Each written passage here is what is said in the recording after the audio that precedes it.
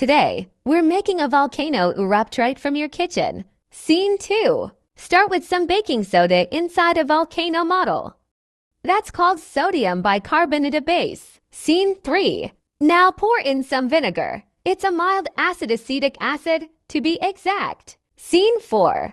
Inside the volcano, acid and base molecules crash together and start to fizz. Scene 5. The reaction releases carbon dioxide gas. The pressure builds up. Scene 6. And boom, it erupts with foam and bubbles just like lava. Scene 7. This safe experiment shows real science in action. Try it out and have fun exploring.